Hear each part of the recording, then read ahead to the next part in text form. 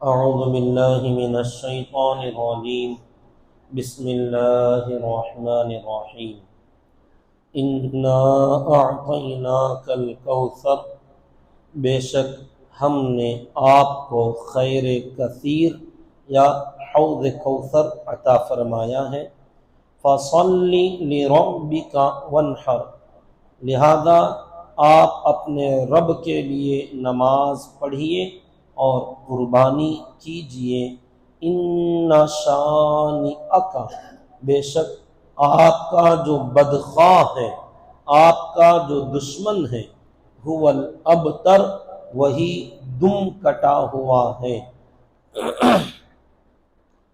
دو آیتوں کی تفسیر کل ہو گئی تھی، یہ جو آخری آیت ہے ان شانئک هو الابتر، ابتر عرب میں جس آدمی کے اولاد نرینہ کا انتقال ہو جاتا ہے، یعنی بیٹے اگر کسی کے انتقال ہو جاتے کہ اس کے بعد کوئی بیٹا باقی نہ رہے تو اسے کہتے تھے ابتر ہے۔ ابتر کا معنی اس کی تو نسل ختم ہو گئی، دم اس کی یہیں پر کٹ گئی، نسل اس کی ختم ہو گئی، آگے بڑھنے والی نہیں ہے۔ تو جس کے بھی لڑکے انتقال کر جاتے اس کے بعد کوئی ایک بھی لڑکا زندہ نہ رہے تو بولتے تھے یہ تو ابتر بندہ ہے، اس کی نسل آگے نہیں چلے گی، اس کا نام و نشان اس کے مرتے ہی مٹ جائے گا۔ تو اللہ کے نبی صلی اللہ علیہ وسلم کے بھی جو اولاد ہوئیں، 4 بیٹیاں ہیں، زینب، رقیہ، ام کلثوم، فاطمہ رضی اللہ تعالی عنہن۔ 3 بیٹے ملتے ہیں نام جن کے، قاسم ہے، عبداللہ ہے، ابراہیم، اور 2 نام ہیں طیب اور طاہر۔ 5 نام کل ہمارے نبی کے بیٹوں کے ملتے ہیں، قاسم، عبداللہ، ابراہیم، یہ تو پکے 3 بیٹوں کے نام ہیں۔ طیب اور طاہر یہ بھی 2 نام ہیں،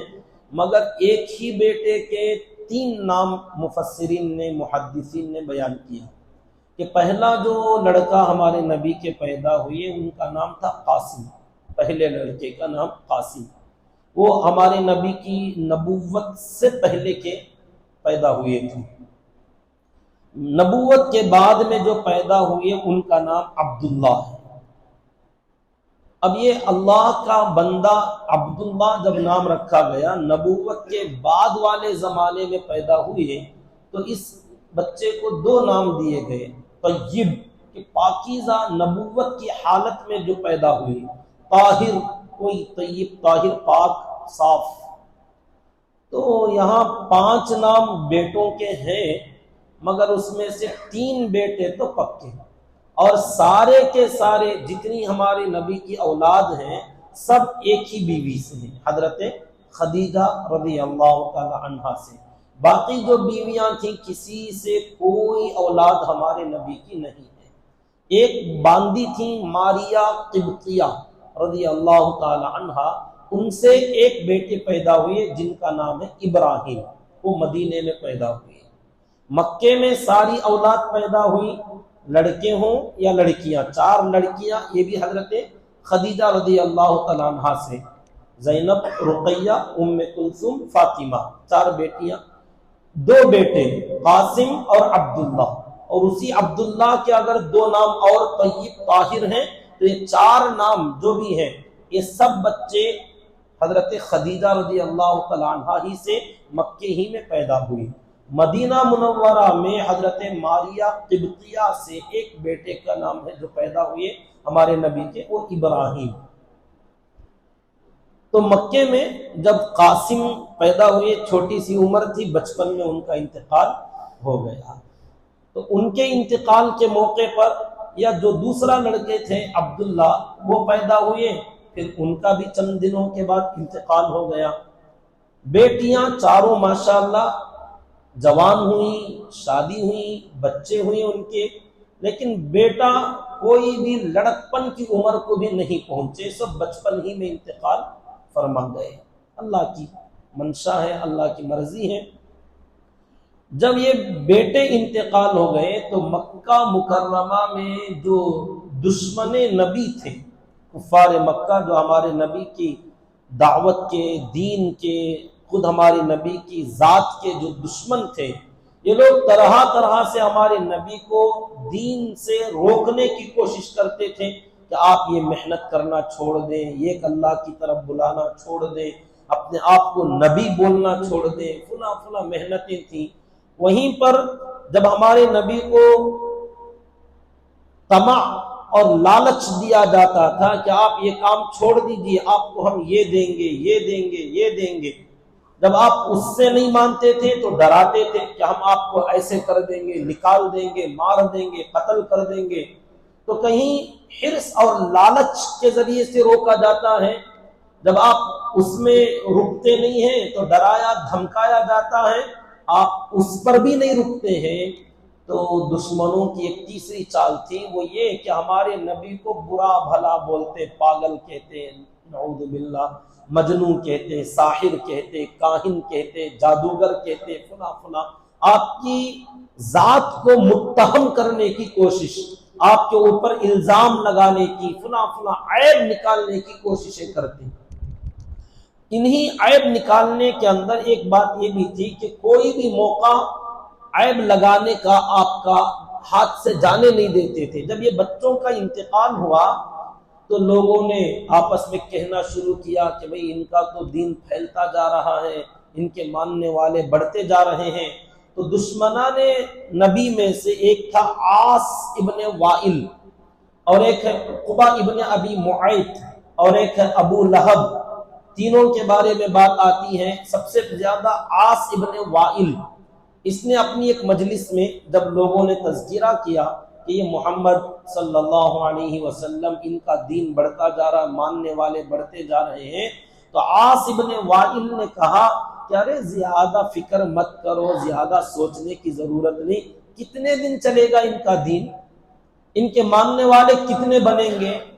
کون ان کا نام لے گا، ان کے تو کوئی اولاد نارینہ زندہ ہی نہیں ہے، ان کے اولاد دیکھتے نہیں، وہ مرتے چلے جا رہے ہیں، ہمارے خداؤں کا قہر ہے ان پر، نعوذ باللہ۔ ان کے بیٹے بیٹیاں تو زندہ ہیں، مگر بیٹیوں سے کیا ہوتا ہے، اصل تو بیٹوں سے ہے، تو بیٹے مرتے چلے جا رہے ہیں، تو جیسے ان کا بھی انتقال ہوگا، ان کا بھی نام و نشان مٹ جائے گا، ان کی دم کٹ جائے گی، یہ ابتر ہو جائیں گے، نعوذ باللہ۔ ہمارے نبی کے بارے میں عاص ابن وائل نے کہا، عقبہ ابن ابی معیط نے کہا، ابو لہب نے بھی کہا کہ ان کا نام زیادہ دن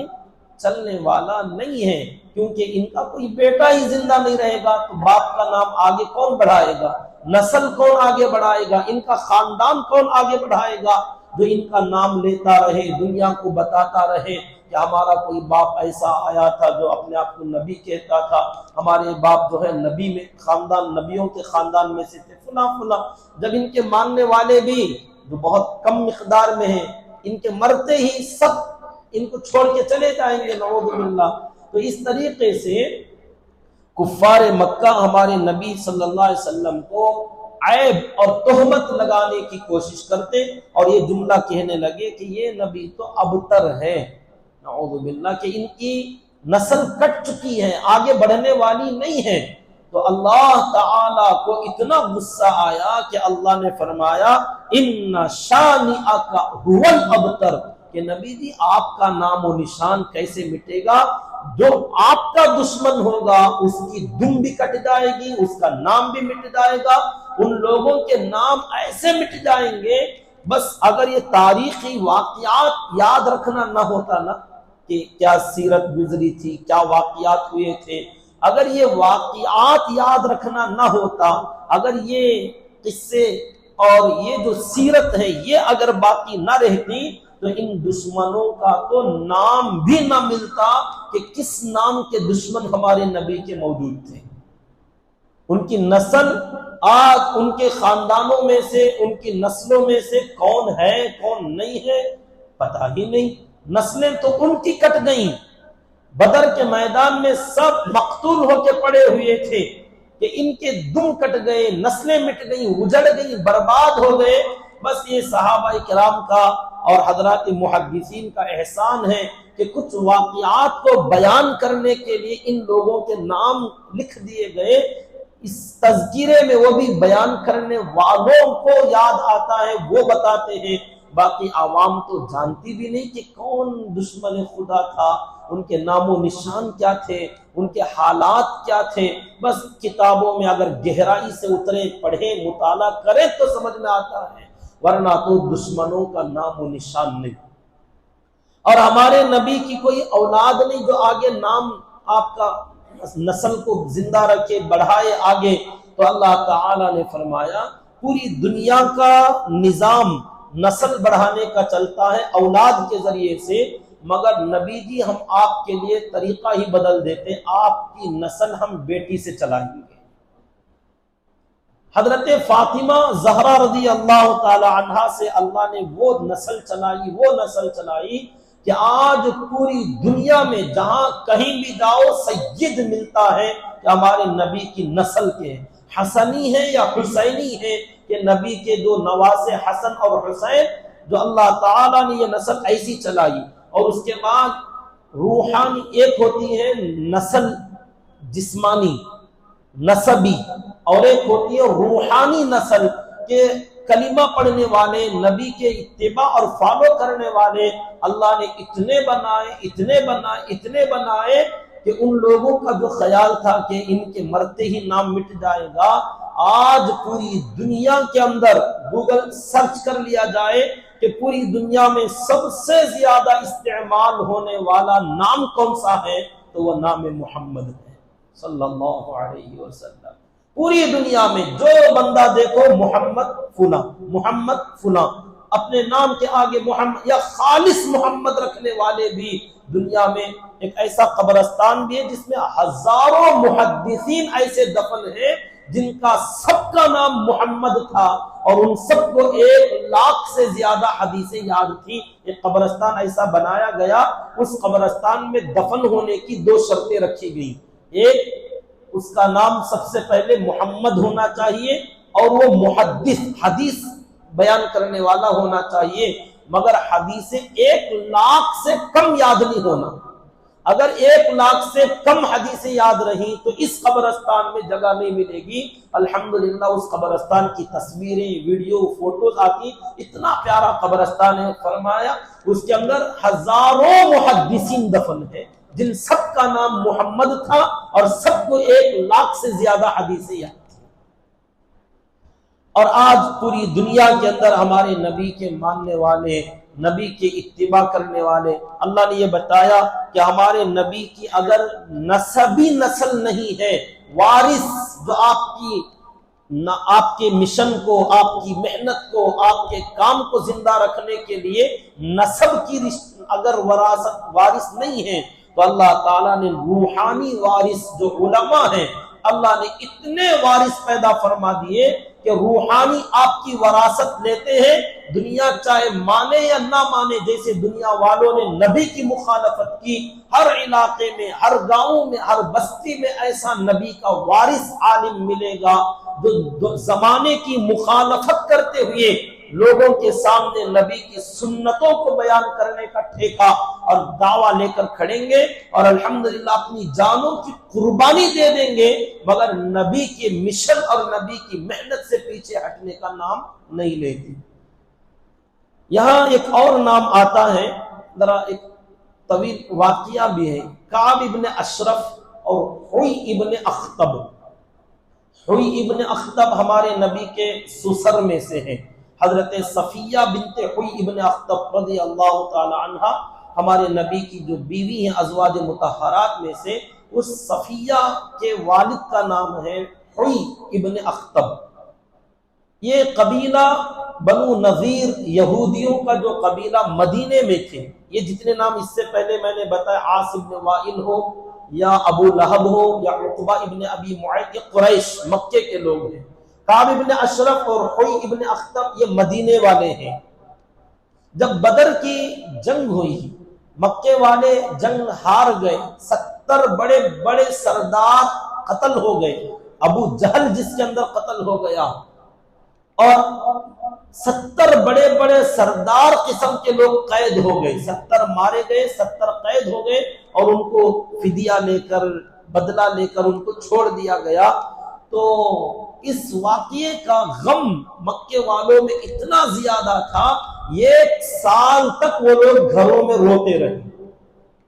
اگلا احد کا واقعہ پیش آنے تک اپنے گھروں میں باقاعدہ صبح و شام گھروں میں نوحہ، رونا، چیخنا، چلانا، اپنے مقتولین کو یاد کر کے غم منانا برابر 1 سال تک چلتا رہا۔ جب یہ بدر کا واقعہ پیش آیا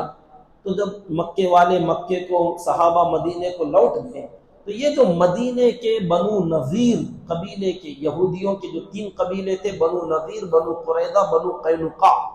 تو بنو نذیر کے بڑے بڑے 2 عالم، 2 سردار جو یہودیوں کے عالم تھے، تورات کے بڑے زبردست عالم تھا، ایک کعب ابن اشرف، دوسرا حوی ابن اخطب۔ ہمارے نبی جب مدینہ گئے تو تمام یہودیوں کے قبیلوں سے حضور اکرم صلی اللہ علیہ وسلم نے مصالحت کی، دوستی کر لی کہ ہم تم سے نہیں لڑیں گے، تم ہم سے نہ لڑو، تم ہمارے دشمنوں کا ساتھ نہ دو، ہم تمہارے دشمنوں کا ساتھ نہیں دیں گے، کوئی تم سے لڑنے آئے تو ہم تمہارے ساتھ مل کر لڑیں گے، اور کوئی ہم سے لڑنے آئے دل چاہے تو ساتھ دے دینا، نہ چاہے تو خاموش رہنا۔ آپ نے ایسی مصالحت کر رکھی تھی مدینے کے یہودی قبیلوں سے۔ نالائقوں نے ظاہری طور پر مصالحت کر لی مگر اندرونی طور پر دشمنی پر تھے، انتظار کرتے تھے کہ کوئی حملہ کرے اور ان مسلمانوں کو ختم کر دے، نبی کو مار دے۔ جب بدر کی جنگ پیش آئی تو مدینے کے یہودی اسی انتظار میں تھے کہ اب یہ نبی بھی گئے، صحابہ بھی گئے، ان کا دین ختم ہو جائے گا۔ لیکن جب خبر الٹی آئی کہ 313 صحابہ نے 1000 کے دشمنوں کو مار دیا، اور مارا بھی تو ایسا مارا کہ پوری دنیا یاد رکھے گی کہ 70 کو دھول چٹایا اور 70 کو پکڑ کے لائے، تو یہودی بڑے حیران ہوئے۔ جب وہ قیدیوں کو چھوڑ دیا گیا تو کعب ابن اشرف اور حوی ابن اخطب دونوں نے اپنے 70 نوجوانوں کی جماعت بنائی، گھوڑ سواروں کی ایک جماعت بنائی اور سفر کرتے ہوئے مکہ آیا، چوری چھپے، نبی کو معلوم نہ ہو، کیونکہ یہاں ڈیل ہے، معاہدہ ہے کہ ہم دشمنوں کا ساتھ نہیں دیں گے۔ یہ مکہ آیا، آ کر ابو سفیان جو اب سردار تھے مکے کے، ملاقات کی، تو ابو سفیان نے ان لوگوں کو مہمان ہونے کی وجہ سے، عادت تھی ان کی مہمانوں کی مہمان نوازی کرنا، چاہے کوئی بھی ہو مہمان بن کر آتا تو مہمان نوازی کرتے، اچھا ٹھکانہ دیا، کھلایا پلایا، مہمان نوازی کی۔ اس کے بعد ابو سفیان نے پوچھا ماذا تريدون، کہ تم کس ارادے سے آئے ہو، کیا چاہتے ہو؟ تم تو ہے مدینے والے، یہاں آئے ہو بدر کی جنگ کے بعد، اب کیا چاہتے ہو؟ تو کعب ابن اشرف نے کہا ہم چاہتے ہیں کہ تم لوگ اور زیادہ تیاری کرو، بدر کا بدلہ ہو، ہم تمہارے ساتھ میں ہیں، ہم نرید حرب محمد، حضرت محمد صلی اللہ علیہ وسلم سے جنگ کرنا چاہتے ہیں مگر ڈائریکٹ نہیں لڑ سکتے آمنے سامنے، اس لیے تم لوگ لڑو، ہم اندر سے تمہارا ساتھ دیں گے۔ تو ابو سفیان بھی کوئی معمولی آدمی نہیں تھا، سردار تھا، تو اس نے جو اس حالت میں بعد میں الحمدللہ رضی اللہ تعالیٰ عنہ بن گئے، تو ابو سفیان نے پوچھا کہ کعب تم مدینے والے، اور ہم نے سنا ہے کہ تم محمد صلی اللہ علیہ وسلم سے معاہدہ کیے ہو، تمہاری ڈیل ہے ان کے ساتھ، اب تم یہاں ہمارے ساتھ بات کرنے آ رہے ہو، ہم کیسے مان لیں کہ تمہاری یہ کوئی چال نہیں، کہ تم ہمیں دوبارہ مارنے کے لیے کوئی پلاننگ بنا کے آ رہے ہو، اس نبی نے تم کو بھیجا ہو ہمیں مارنے کے لیے، دوبارہ جنگ میں لانے، کسی میدان میں لانے، پھر دوبارہ کوئی نقصان پہنچانے کی۔ لا نأمن، ہم اطمینان سے نہیں بیٹھیں گے، ہم تمہاری بات پر یقین نہیں کریں گے، ان یکون ھذا مکرم منکم، کہ ہو سکتا یہ تمہاری کوئی چال ہو جو محمد سے مل کر تم یہ کام ہمارے ساتھ کرنے آ رہے ہو صلی اللہ علیہ وسلم۔ تو کعب ابن اشرف نے کہا اچھا ہماری اس نیت پر تمہیں یقین نہیں ہے تو یقین دلانے کے لیے کیا کریں جس سے تمہیں یقین آ جائے کہ ہم تمہارے ساتھ میں ہیں، ان کے ساتھ نہیں ہیں، کیا کریں تو آپ کو یقین آئے گا؟ تو ابو سفیان نے کہا ہمارے ایک دو بڑے بڑے بت ہیں، جبتی و طاغوت، تو ان خداؤں کے سامنے، بتوں کے سامنے سجدہ کر کے دکھاؤ، کیونکہ یہودی اور عیسائی جو تھے نا، یہ اللہ کی کتاب تورات اور انجیل کے ماننے والے، نبیوں کے حضرت موسیٰ اور عیسیٰ علیہ السلام کے ماننے والے تھے۔ ان کے مذہب میں اس زمانے میں بت پرستی نہیں تھی۔ آج کے زمانے میں بت پرستی عیسائیوں اور یہودیوں میں ہے، سٹار کی پوجا کرتے ہیں یہودی اور مجسمے کی پوجا کرتے ہیں عیسائی۔ پہلے مجسمے نہیں تھے عیسائیوں کے یہاں، تو وہ بتوں کی پوجا نہیں کرتے تھے۔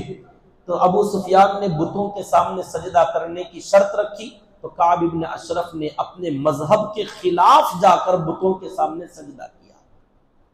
سب لوگوں نے سجدہ کیا، ان کے جتنے 70 آدمی آئے تھے سب نے سجدہ کر لیا۔ تو قریش کو یقین آیا کہ اچھا یہ لوگ ہمارے ہی ہیں، ورنہ بتوں کو سجدہ نہ کرتے۔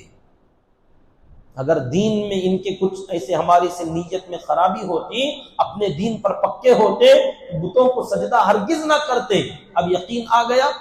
تو کعب ابن اشرف یہودی عالم نے کہا چلو ایک اور کام کرتے ہیں، ہمارے 30 آدمی تمہارے 30 آدمی آگے آؤ، خانہ کعبہ سے اپنے دل لگائیں گے، جا کر اپنے دلوں کو لگائے، چمٹایا اور کہا قسم کھاؤ سب لوگ، میں قسم دلاتا ہوں۔ کعب ابن اشرف یہودی نے قسم دلائی کہ ہم سب آخری قطرے تک اپنے جسم کے خون کے نبی سے لڑتے رہیں گے اور قتال کرتے رہیں گے، جنگ کرتے رہیں گے، قسمیں کھائی گئیں۔ اب جب یہ سارے کام ہوئے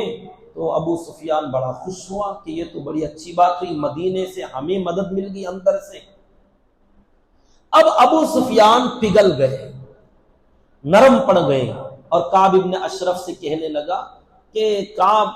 تم لوگ کتاب کے عالم ہو، آسمانی کتاب کا علم ہے تمہارے پاس، وَنَحْنُ أُمِّيُّونَ، اور ہم تو جاہل، ہمارے پاس کتاب ہوتا کچھ نہیں، ہمیں پڑھنا لکھنا آتا نہیں ہے، تم پڑھے لکھے آدمی ہو، ہمارا ایک شک ہے اس کا حل کرو، ایک سوال کا جواب دو، عالم ہو نا تو جواب دو۔ کعب ابن اشرف نے پوچھا کیا سوال ہے؟ کہا اَنَحْنُ أَهْدَى سَبِيلًا أَمْ مُحَمَّدٌ، کہ ہم صحیح راستے پر ہیں یا محمد صحیح راستے پر ہیں صلی اللہ علیہ وسلم۔ ابو سفیان کو ان کو ڈاؤٹ تھا، وہ سب لوگ اسی شک میں پڑے ہوئے تھے، وہ سمجھتے تھے ہمارے باپ دادا کا دین صحیح ہے، محمد اور جو ان کے ساتھیوں کا دین ہے وہ نیا دین ہے، وہ غلط دین ہے، نعوذ باللہ۔ تو اس لیے ابو سفیان نے یہودی عالم سے پوچھا ہم صحیح ہیں یا وہ صحیح ہیں؟ اب یہ فیصلہ کرنے، جواب دینے کے لیے بیٹھا تو اس نے کہا اعرض علی دینکم، میرے سامنے تمہارا دین پہلے پیش تو کرو کہ تمہارا دین کیا ہے، ان کا دین کیا ہے۔ دونوں سامنے آئے تو دونوں کو دیکھ کر میں فیصلہ کروں گا کون سا صحیح کون سا غلط۔ تو ابو سفیان نے اپنے دین کو پیش کیا کہ ہمارا دین تو یہ ہے نحن ننحر للحجیج، کہ ہم لوگ جو ہے جتنے حاجی ہمارے یہاں آتے ہیں عمرہ کرنے، زائرین آتے ہیں، مسافر آتے ہیں، تو حاجیوں کی خدمت کے لیے ہم اپنے اونٹ ذبح کر کے کھلاتے ہیں، مہمان نوازی۔ یہاں حاجیوں کے لیے خاص کر ننحر للحجیج، حاجیوں کے لیے اونٹ ذبح کرتے ہیں، وَنُسْقِيهِمُ الْمَاءَ، اور مسافر جہاں جہاں رہتے ہیں ہم پانی لے جا کے دیتے ہیں، پانی پلایا کرتے مسافروں کو۔ بڑی خدمت ہے مہمانوں کی خدمت کرنا۔ وَنُقْرِ الضَّيْفِ، اور جو بھی مہمان چاہے حج کے علاوہ بھی چپ کے آئے جیسے تم لوگ آئے ہو، ہم مہمانوں کی مہمان نوازی کرتے ہیں، حاجیوں کو کھلاتے ہیں، پیاسوں کو پانی پلاتے ہیں۔ وَنَفُكُّ الْعَانِي، اور جو غلام ہیں ہمارے یہاں غلاموں کو ہم آزاد کراتے ہیں۔ وَنَصِلُ الرَّحِمِ، اور ہم رشتوں کو ناتوں کو جوڑتے ہیں، رشتہ داریوں کا خیال کرتے۔ 5 صفات گنائی، ننحر للحجیج، وَنُسْقِيهِمُ الْمَاءَ، وَنُقْرِ الضَّيْفِ، وَنَصِلُ الرَّحِمِ، وَنَفُكُّ الْعَانِي، کہ ہم حاجیوں کو اونٹ ذبح کر کے دیتے ہیں اور پانی پلاتے ہیں، مہمان نوازی کرتے ہیں، غلام آزاد کرتے ہیں، رشتوں ناتوں کو جوڑ کے رکھتے ہیں۔ اور 6ویں صفت ہماری یہ ہے وَنُعَمِّرُ بَيْتَ رَبِّنَا، کہ ہمارے اللہ کا جو گھر ہے بیت اللہ کی تعمیر ہم کرتے ہیں، بناتے ہیں ہم اس کو۔ تعمیر انہوں نے کی تھی تو کہا بیت اللہ کی تعمیر ہم کرتے ہیں۔ اور 7ویں اور آخری اور سب سے بڑی صفت یہ ہے کہ وَنَحْنُ أَهْلُ الْحَرَمِ، ہم خاص حرم کے رہنے والے بندے ہیں، اللہ کے گھر کے خاص پڑوسی ہیں، ہم تو اہل حرم میں سے ہیں، تو ہماری یہ 7 صفات ہیں۔ وہ محمد اور حضرت محمد صلی اللہ علیہ وسلم، ان کی حالت کیا ہے جانتے ہیں آپ تو؟ فارق دین آبائہ وفارق الرحم۔ آپ دیکھ لو کہ انہوں نے محمد صلی اللہ علیہ وسلم کے دین میں فرق یہ ہے کہ انہوں نے اپنے باپ دادا کے دین کو چھوڑ دیا، فارق، مفارقت اختیار کر لی، وفارق الرحم، اور رشتوں کو توڑ کر چلے گئے۔ جتنے صحابہ مدینہ گئے تھے رشتوں کو یہاں چھوڑ کر، باپ کو، ماں کو، بہنوں کو، بیٹیوں کو، بیویوں کو چھوڑ دیا، چلے گئے، ہجرت کر گئے نا۔ تو ابو سفیان نے کہا فارق دین آبائہ وفارق الرحم، رشتوں کا خیال نہیں کرتے، اپنے باپ دادا کے دین کا خیال نہیں کرتے، اور سب سے بڑی غلطی یہ ہے فارق الحرم، اللہ کا گھر چھوڑ کے کہاں جا کے پڑی، مکہ چھوڑ کے، اللہ نے یہاں پیدا کرا تھا ان کو، چھوڑ کے چلے گئے کہاں؟ تمہارے یہاں مدینے میں کیا ہے وہاں؟ یہاں تو حرم ہے، ہم حرم میں ہیں، وہ لوگ حرم سے باہر ہیں، ہم رشتوں میں ہیں، وہ رشتوں سے کٹے ہوئے ہیں، ہم اپنے باپ دادا کے دین پر ہیں، وہ اپنے باپ دادا کے دین سے جدا ہیں۔ یعنی نبی کی خرابیاں، نعوذ باللہ، ان کے خیال میں ہر باطل آدمی ایسا ہی سمجھتا ہے کہ سامنے والے کی اچھائیوں کو برائی سمجھتا ہے۔ باپ دادا کا دین اگرچہ برا ہو، اولو کان آباؤہم لا یعلمون شیئا ولا یہتدون، اولو کان آباؤہم لا یعقلون شیئا ولا یہتدون، باپ دادا کے دین پر رہنا چاہیے، مگر اس کی شرط یہ ہے کہ باپ دادا بھی دیندار اور علم والے رہے ہوں۔ جاہل اور اللہ کے احکامات کے خلاف چل رہے ہوں تو پھر ایسے باپ دادا کے دین پر چلنے سے اللہ نے منع کیا ہے۔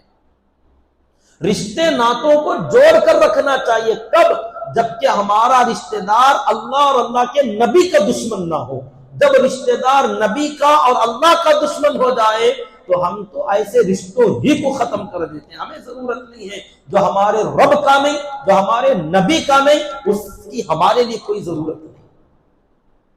تو اصل بات تو اللہ اور اللہ کے رسول ہیں، لیکن لوگوں نے یہ سمجھا کہ کیسا بھی ہو رشتے کو ساتھ دینا نہیں۔ تو حرم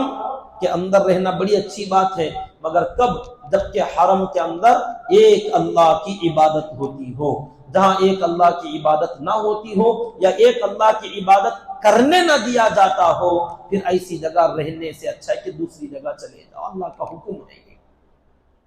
جب یہ ساری دونوں طرف کی باتیں آ گئی، ابو سفیان نے اپنا دین پیش کیا، محمد صلی اللہ علیہ وسلم کا دین پیش کیا، صرف 3 باتیں بیان کی ہمارے دین کی، کہ اپنے باپ دادا کا دین چھوڑ دیا، رشتوں کو چھوڑ دیا، حرم کو چھوڑ دیا۔ اب کعب ابن اشرف بڑا عالم بیٹھ کے غور و فکر کیا، سوچا، اور سوچنے کے بعد کہا ہؤلاء اہدی سبیلا، ہمارا علم کہتا ہے کہ یہ جو طبقہ تمہارا ہے نا، تم صحیح راستے پر ہو،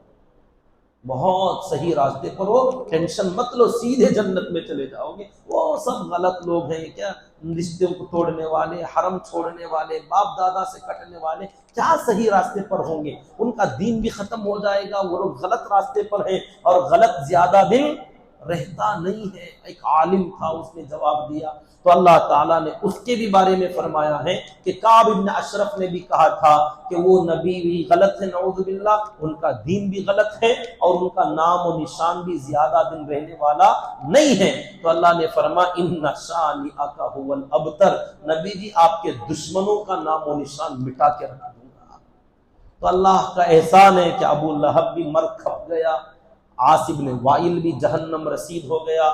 اور عقبہ ابن ابی معیط بھی چلا گیا، کعب ابن اشرف بھی گیا، حوی ابن اخطب بھی گیا، بس یہ کتابوں میں کچھ نام ان کے باقی رہ گئے۔ اور الحمدللہ صحابہ اور اللہ کے نبی صلی اللہ علیہ وسلم کی وراثت بھی، آپ کی دین بھی، آپ کا نسل بھی، آپ کی جو نسل ہے روحانی بھی اور جسمانی بھی، الحمدللہ قیامت تک باقی رہے گی۔ اور فرمایا اللہ کے نبی صلی اللہ علیہ وسلم نے، اتنی بڑی نسل ہوگی میری، اتنی بڑی ہوگی میرے ماننے والوں کی، قیامت میں 120 صف میں تمام انسان، حضرت آدم سے لے کر قیامت تک کے تمام انسان 120 صفوں میں کھڑے ہوں گے پورے میدان میں۔ پورے انسان کتنی لمبی صفیں ہوں گی؟ فرمایا اس میں سے 80 صفیں صرف میری ہوں، صرف 40 ہوں گی جو باقی تمام نبیوں کی، 1.25 لاکھ نبیوں کی صفیں 40 میں، اور 80 صفیں ہماری نبی کی امت کے ہوں گے۔ فرمایا تھا کہ نبی کی نسل مٹ جائے گی، اللہ نے فرمایا آپ کا نام ایسا زندہ رکھوں گا، ایسا زندہ رکھوں گا۔ اللہ نے فرمایا وَرَفَعْنَا لَكَ ذِكْرَكَ، نبی جی ہم نے آپ کا تذکرہ بہت بلند کر دیا۔ نبی نے پوچھا اللہ میرا تذکرہ آپ نے بلند کیا، کیسے بلند کیا؟ فرمایا اذا ذکرت ذکرت، جب جب میرا ذکر ہوگا تب تب آپ کا ذکر ہوگا۔ میں نے آپ کا نام اتنا بلند کر دیا ہے، جہاں میرا نام لیا جائے گا وہاں آپ کا نام لیا جائے گا، حتیٰ کہ نماز جو کہ اللہ کے لیے پڑھتے ہیں، لیکن یہ نماز بھی ہماری اس وقت تک مکمل نہیں ہوتی جب تک کہ اللہم صلی علی محمد وعلی آل محمد پڑھ کر نماز میں اپنے نبی کا تذکرہ نہ کر دیا جائے۔ تو اللہ نے فرمایا آپ کا تذکرہ اتنا بلند کیا، جہاں میرا نام آئے گا وہاں آپ کا نام آئے گا۔ اللہ کرے اللہ کے نبی کا نام اور کام، آپ کی سنت قیامت تک زندہ رہیں، پھلتی پھیلتی پھولتی رہیں، اور اللہ ہمیں ان نام لینے والوں میں اور آپ کی روحانی نسل میں اللہ ہم سب کو شامل فرما لے، مرتے دم تک اس مشن پر اللہ ہمیں باقی رکھے، آمین۔ سبحان اللہ وبحمدہ، سبحانک اللہم وبحمدک، ونشہد ان لا الہ الا انت ونستغفرک ونتوب الیک۔